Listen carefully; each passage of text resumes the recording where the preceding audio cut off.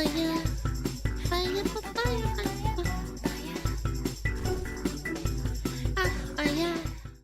Hytale have glitches? Hytale, a perfectly balanced game with no exploits. Very well-known spiffing Brit exploiter extraordinaire. Let's watch it. Hello there, ladies and gentlemen. I'm the Spiffing Brit, and welcome to a very special, exciting, brand new game. This is Hytale. It's been in development for a very long time, and it's finally released into early access after a brief period of being completely and utterly cancelled. Now, this isn't a proper game release. This is one of the earliest versions of the game that they have available. So the developers themselves tell us to expect bugs and many changes as they work towards a full release. Now, I played the RuneScape version of like this, basically, where it's a builder, and there was a lot of fucking bugs. You might have played the alpha. Riot kicking themselves right now. Yeah, honestly, it's really funny that they wanted to. They really wanted it bad. For Minecraft back in the day in 2010. And there's a very real chance that some of you watching the video and playing this game weren't even alive at the time Minecraft. Dude, there's so many people that grew up with fucking Minecraft, man. Now they're like 30. First came out, but to the vast majority of our audience, you might want to turn up your hearing aids over the sound of your creaking bones. So what is Hytale? It's an open world sandbox game. However, this one puts a little bit more of a focus on having a fleshed out world with some lore and some things to actually explore, rather than Minecraft's relatively barren landscape that really requires a player's touch to actually come alive. That's what's beautiful about it, though. Like, they plop you in there and you just figure the fuck out. I've been playing this game for a few hours, and in my time, I've exclusively been attempting to find bugs, glitches, and exploits, because I think it would be best that I share them with everyone. Yes, that means sharing it with you, the wonderful community, so that way you can have some fun with them before they get patched out, and also to share them with the developers, so that way they can improve and fix their game to make it more exciting and fun for others. Now, if you've seen one of my videos before, you know that basically all I do is break video games, but the structure of this video is going to be a little bit different. We're mostly going to be hopping between crazy different things that you can do in this game that really push it to its extremes and can allow you to do anything from duplicating blocks to bypassing the laws of physical reality. The sky's the limits with Hytale, and I love this game engine. So pour yourselves a nice warm cup of Yorkshire tea, give the video a like, and let's have some fun today. This guy's definitely British. So welcome to the landscape of Hytale. It's very beautiful. We have ourselves particle effects, we have ourselves stone rubble, and most importantly, the game actually runs. I know, it's fantastic. Impressive. And what a lovely world it is. We've got nice bright skies. How many shaders would you have to put in Minecraft to get the same kind of vibe? Glorious forested landscapes, weird terrain formations that invoke excitement, and also an actual proper in-game working map. It's amazing how far we've come since 2010. So first things first, there's one fun little bug that I wanted to show off to the developers. It's not exactly a problem, but it is very entertaining.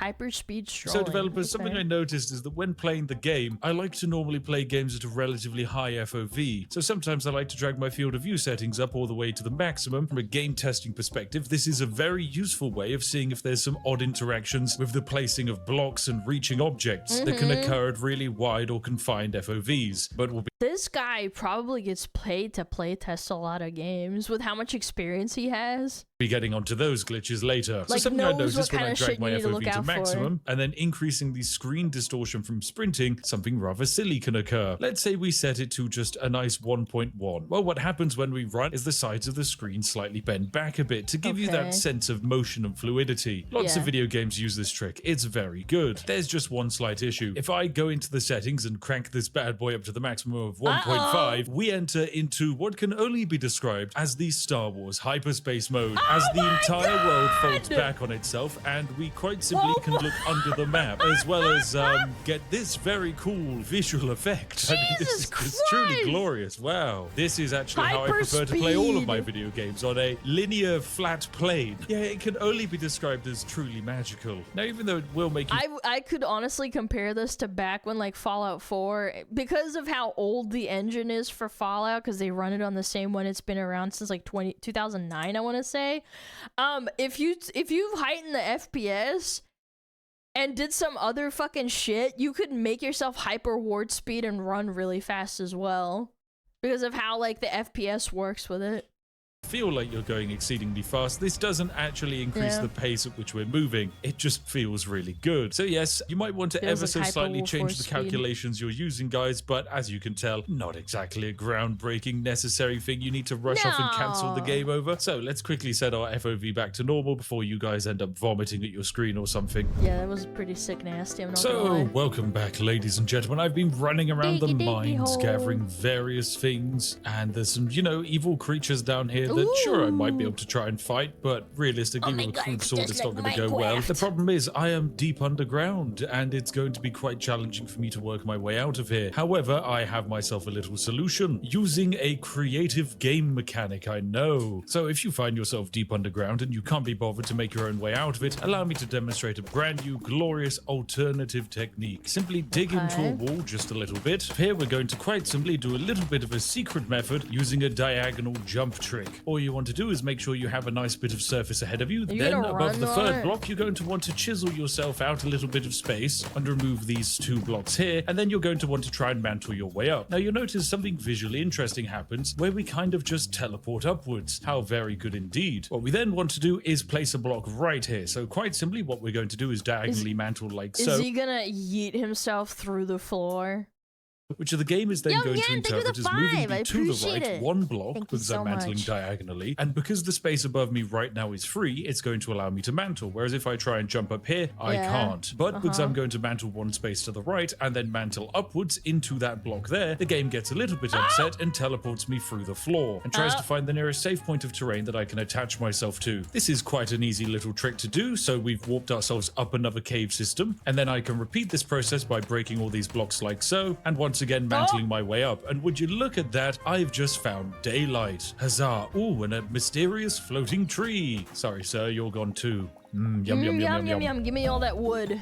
Tasty. So we've just been... That's a feature? Nah, they gotta fix that. It's probably just some fucking glitch. It's very common in video games for, like...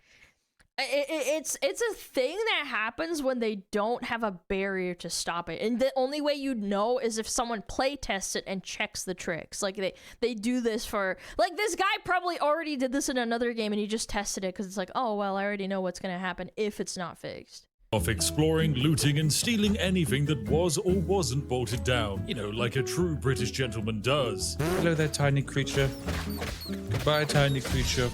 Now I'm just going to head back to our spawn location so we can continue our exploits. Of course, we have got actually quite a distance to travel, and that can be quite frustrating, but luckily for us, the game actually has a little solution. You see, if you simply hold down the spacebar and do a power attack with the daggers, you get a nice little lunge forwards like this. There's just one slight issue. You can do this over and over again to chain together a nice amount of speed and travel really quickly across the landscapes. The developers, however, have balanced this by making it so that you can only power attack if you have stamina. There's just one slight issue. If you eat some kind of food that gives you stamina regeneration, you can pretty much chain this back to back over and over again, endlessly allowing you to power attack jump. It's all very good and lets us travel the map pretty easily, but there's a way to do it even faster. You see, if you start the animation but then quick switch away to something else, you can actually more... No, they should keep this. I think this is like a skill thing, in my opinion. Rapidly fire off the next boost, allowing you to build up a greater top speed, like this. Very nice indeed. But it goes an extra step further than that. For those of you who are really good at video gaming, if you quick switch away from the item, soon after you start the animation of the power attack, but before the stamina is taken away, you're able to sometimes have the power attack go off without it actually consuming any stamina. Just like that there. It is really hard to get the timing of this. It's like cancel animations in like MMOs, like BDO. I remember having to learn that. It's like, do you really want to remove that from the game when it takes skill to do that? That's a bug? I would keep it in the game. If I was the developer, like, as long as it's not like, this isn't game breaking, it's just for moving faster. It's like animation canceling. It doesn't really do anything. Right, and the only way to do it is to practice over and over again. There we go, I managed it there again. But once you get the timing sorted, it then becomes making traveling the map really easy. Sick. You can speed up this entire process by using a keyboard macro, and it will allow you to achieve a speed fast. That's cringe. No, you shouldn't let them do keyboard macros for this. You have to do it yourself manually. Fuck that shit. Than the game can actually comprehend. No, and also allow me to demonstrate my brand new favorite weapon of the game, rock. Quite simply, without any cooldown, you can just hurl a rock at something. Yes, it only does 2 damage, but it is quite fun. Yeah, throwing rocks at people. So one of the interesting aspects about Hytale is that unlike Minecraft, it has a very advanced building system, which allows you to very rapidly build up magnificent mega projects with glorious scope and scale to them. There's just one slight issue. The gathering of the resources can take a lot of time. Yeah. I mean, sure, chopping down a tree in one go is really satisfying, but when you're having to do it 1,000 times to build a wooden fortress, it's not exactly a great feeling. Luckily, I have a workaround for you. But that's the point of the game. Okay, we'll see. I don't know. I'm being a little bit nitpicky. I want to see how it goes. You see, like most video games, when we place a block, the block is taken outside of our inventory and placed on top of a structure. There's just one slight issue. If instead we get quite a distance away from the block, about as far away as we can get, and then try and place it like so, you'll notice that I still have 67 wood in my hotbar. This is because the way the game processes things is quite interesting. Provided I am a sufficient distance away from what I'm placing, it's technically not going to... mods, I'm... fucking beat their ass. I can't. How did he not see this? Take it out of my inventory. Now this works for wood. It works for cobblestone. In fact, it works for every single placeable block in the entire game. So, no, I think that's bad. They have to fix that because with really, really rare resources, you could do the same thing and it would ruin the purpose of the game. It's ruining the fundamental, like, economy of the game. Like, that's not okay. The movement's whatever. So, a brand new lovely day. And with this day, we're going to make ourselves something quite unique. We're going to make a repair kit. It might not seem very useful, but it's actually one of the most powerful items in the entire game. So, for example, take this door. Quite simply, I can press F to interact with it when I'm close to open and close it. But of course, if I walk too far backwards, I can no longer interact with the door and open it. How very frustrating. But if I do something very interesting and switch to having the repair tool in my hand, suddenly I can interact and open and close these doors, despite the fact that if I don't have the repair kit in my hand, I can't. How very interesting. So is there spaghetti code probably? Just limit little spaghetti. The range I can it's a remote. I was about to say it's like a little remote controller. You can do it far away. Interact with these doors? Well, if I run all the way over here and build myself a little podium using these wooden blocks, there you go. I can see the wooden door over there. I can. No, that's fucking funny. Press F and I can still open and close it. How very interesting indeed. So yes, I can't even do that with my car. I have to be like at least a little bit closer than that. Provided it's in your render distance, using a repair kit, you can interact with anything in the game. This includes my bed, allowing me to teleport. Oh, no, that's cheating. No, that's fucked up. Across the map. We can also open up our chest and take items from it despite it being really far away. Access our workbench, the tanning rack, open up the furnace, do some crafting. Right, so I've decided to demonstrate the main power of using the repair kit and why I honestly don't think it should necessarily be patched, because it allows me to traverse great distances with relative ease. I have built what I can only describe as something that maybe your mother used back in the day, the pole network. The only way I think it should be kept in the game is if you get to a certain point, maybe like mid to late game, like maybe a little bit towards the late game, you make a remote that lets you teleport like that, or have some sort of device that lets you do that. Because I feel like that's more fair for the fundamentals of the game. I don't think you should be able to just fucking do it right off the bat. Yeah, because that's just lame. I feel like it ruins it. Quite simply, construct a pole anywhere on the landscape and place on top of it a random stool. Then, using the repair kit, you can warp on top of the pole by pressing F. Then all you need to do is sight the next pole in the network. So I've got this bad boy here who I just press F and warp to from over there. That's smart. Like, you create a chain of networks that you can jump between because you're already going out and doing the work. It's not like you immediately just get rewarded for it. I think there has to be some sort of reward mechanic or like effort mechanic into it. Yeah, then I've got another pole just located over there, so I warp over here. Huzzah, I'm traversing great distances now. Then I have another one there, so one quick warp later, turn myself around, like find the next little location to warp to, and then suddenly, oh my goodness, is that all of my stuff, including my bed?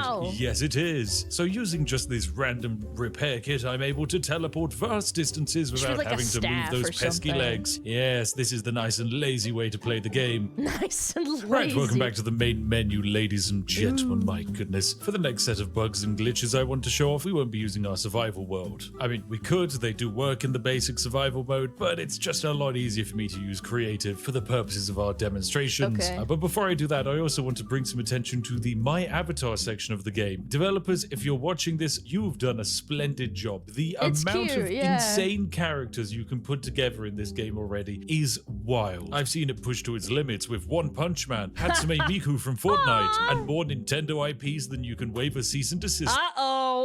Don't tell Nintendo. Letter at. Wait, what's that moving towards me? Oh god, it's a Segway! Of course, if you want to look even better than these avatars, you should go to spiffing.store today and buy these amazing things. Look, a mug for your tea. That's cute. How incredible. Anyway, back to the video. Alright, welcome to our that was world, a cute ladies and ad. gentlemen. A I'll give him glorious, untapped landscape ready to be segue. decimated by my exploity mind. So you might remember that previously I've shown you how to climb out of any surface using exploits. But we don't just have to travel vertically when we're doing our exploits. No, allow me to demonstrate with something that requires a very advanced and complex item. I am, of course, talking about a door. You need a 2-block space that you can walk in. Then all you need to do is walk into the side where you place the door. The door covers half of the block, you see. However, there's a slight problem. When we swing the door closed, the game can't find a location to put us. So it pushes us back a space, but that puts us inside of a wall, which then means as we are inside of a wall, we get put out underneath the map. This is why you need QA testers, man. Like, he would know this only through the fact that there's other games that use similar logic, like, right? Like, because the game does use logic, it has to stop you from being able to do that. I don't know what it would be. I'm not a fucking game dev, but, like, yeah, obviously he found it because he knows. Now that we are underneath the map, we can actually move around at quite an incredible pace. This allows us to get extra spicy again when we crank up the field of view and the sprint effects, and the world gets really weird. Ooh, look at this. How on earth do you want to interpret this art? But yes, we've basically just teleported across the map, and we ended up in a nice pool of lava. Ouchies. Right, and now that I'm back on the surface, I can demonstrate a few other exploits that are potentially a bit easier to pull off. This first one is rather easy and it involves rail. Quite simply. Oh my god, I loved making. Oh my god, this is what I would do with friends. We'd play like Terraria, and I'd be a weenie. I'd be like the woman that stays at the. There would be like 2 or 3 girls that would play Terraria with the boys, and we would all play. And we would stay behind, and maybe like one of the girls would go with them, but basically would make a railroad, like, you know, over top of it, so you could get to, like, you know, get to the spot, or like get to the other side of the map. Yeah, I'd make like the fucking sickest one. Sometimes like loop-de-loops and like shapes. If you take yourself a little minecart and go down into the ground like so, you can end up in a very unique situation where your minecart doesn't quite behave as it's meant to. Basically, if you find yourself going at a 45-degree angle on a minecart, the game, once again, doesn't know how to position your player model. And so it decides to just quite simply move you in incredible directions until you find yourself level at another point that matches the height mode of where you set off. But considering how common it is for minecart tracks to, you know, have a habit of going downhill, it does create a bit of a problem if every time you hit a 45-degree angle, your entire character's being sent into the wacky world of adventure. Oh look, I've just ended up in a cave system somewhere. But depending on the angle at which I disembark my minecart, I can actually get teleported back to my starting location. But using this, it allows us to kind of have a one-way optional teleportation, where provided we get off our minecart in an entirely solid environment, we do stay in our designated location, or if we prefer and stay in the immaterial world, we can choose to disembark and get sent straight back to where we began. So you just literally have a little spaceship that just flies you somewhere. Once again, the angle you face the minecart and get on it at is the one that actually matters here, and you generally go off in a 60-degree angle away from the direction you're facing. But here we go, we've managed to use it to teleport ourselves all the way from around about here to here in a matter of seconds, rather than having to use our pesky legs. Now, you only get stopped on the minecart when you hit an open cavern, so this means that if you're a player and you're trying to build a high-speed rail network, provided you can create a solid tunnel of matter between you and your destination, you can move across the map at an incredible rate, albeit providing you can learn to master the glorious art of angling your minecart at the start of your wall. Wow. We can do something pretty funny with our minecarts by laying them out in a very strange way. You see, if you place your rail on top of a block like so and then break the block underneath it, the rail is of course gone. But instead, if you place another piece of rail next to it and then break the block, the floating levitating piece of rail stays. That's an and you can even attach more rail to it. So as far as the game is concerned, we have ourselves a solid block under there somewhere. So once again, we can attach ourselves with more rail, angle it around the corner like so, and huzzah, you've got even more levitation going on. Of course, you do want your rail to also increase. Can you do that with other things though? That's what I want to know. In height, and the way in which we do this is quite simply like so. Break the blocks in this triangle, and we've got ourselves a levitating roller coaster that we can actually start to walk under. No, it's just like the Blackpool Pleasure Beach, where no one's quite sure what's holding everything together anymore. Also, when inside of a minecart, you can just no-clip for all of the railway tracks, which is, you know, I guess something to remember. Maybe look into that, not really that important. No. I'd say this is just a and little there bug. you have it, ladies and gentlemen. That just about wraps up everything that I have to show off for you today in Hytale. I've only had my hands on the game for a day now, but I thought it'd be good fun to show off all of the things I discovered, so that way you can use them all with your friends before they get patched by the developers. Friends? Anyway, I'm sure you've all subscribed, Funny liked the guy. video, Like and commented and all of that jazz now. So all that's left is for me to say one last farewell, where I show you one final glitch. Are you ready, ladies and gents? He's Let's go. flying. Ah! You. Ah! Finally awake. Fuck this guy fucking Skyrim jump scaring me. This motherfucker, man. Oh, Lord. Ah! Go check him out! Go check out Spiff and Brett! He's a funny little guy. Fire, fire, fire, fire.